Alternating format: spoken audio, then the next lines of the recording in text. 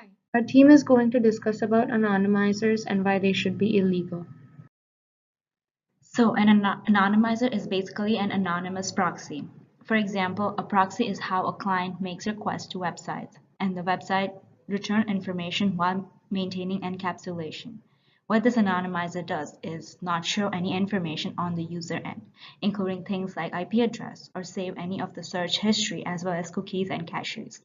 So, in a sense, an anonymizer is set to protect personal privacy.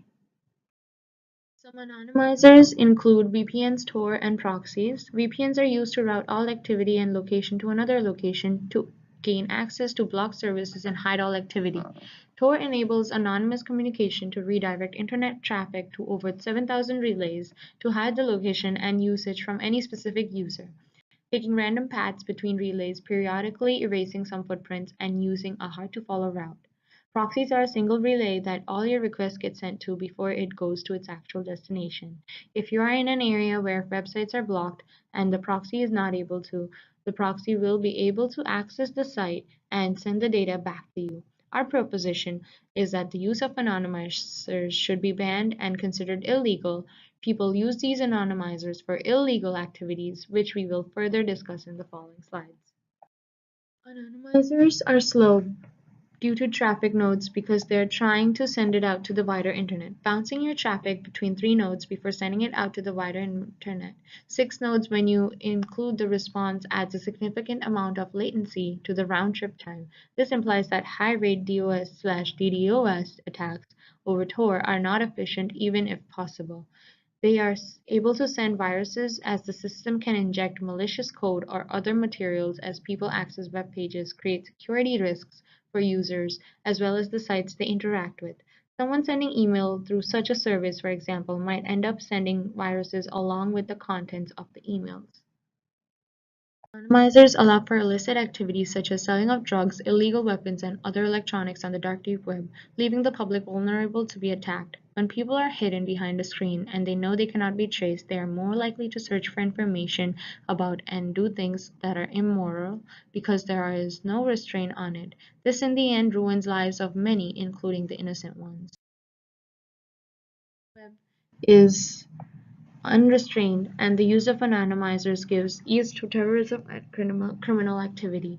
The dark deep web, being that it is unrestrained, enables people to access illegal or terrorist services which is untrackable. If an anonymizer is used, criminals will be able to buy or sell stolen items and offer illegal activities and sell it to minor and ruin the future generation. You can think of it as a Craigslist, but full of illegal products. Users to visit any website and make any transaction without being tracked. Usually, there are certain keywords and certain websites people who are involved with illegal activities, such as robbing a bank, would do. They might search up the only international bank known for stashing robbed money, and when this activity is able to be tracked, the government is able to solve the crime and bust the robbers. This can only be possible if anonymizers are illegal. Sites are blocked by the government or ISP due to illegal activities, blocked at schools for being inappropriate, or blocked at companies for having the ability to leak confidential information. These sites get blocked for a reason, and we shouldn't have the ability to get around them. They might even be blocked for our safety.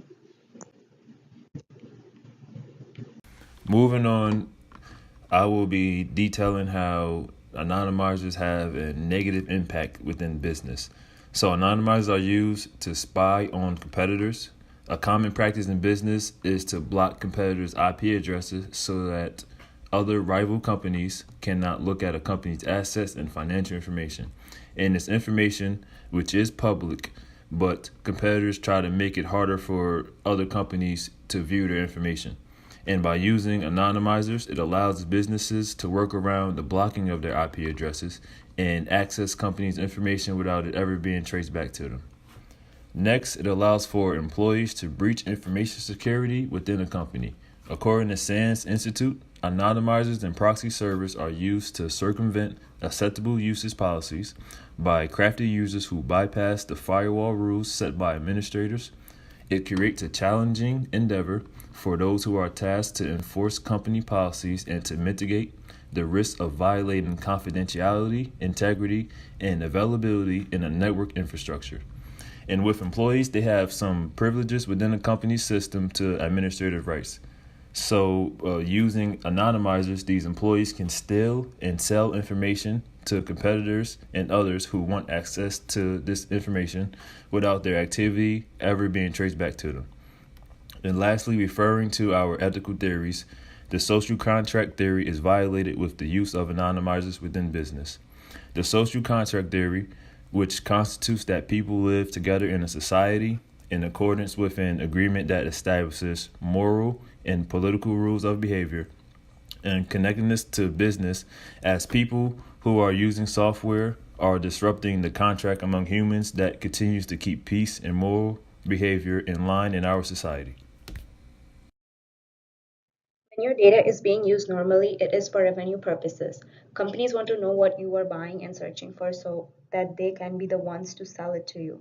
People that use anonymizers use it for fraud and illegal activities. It is unethical to allow anonymizers when people use them for privacy purposes, which negatively impacts our economy. In general, there is not a good enough reason to keep anonymizers. Rule utilitarianism.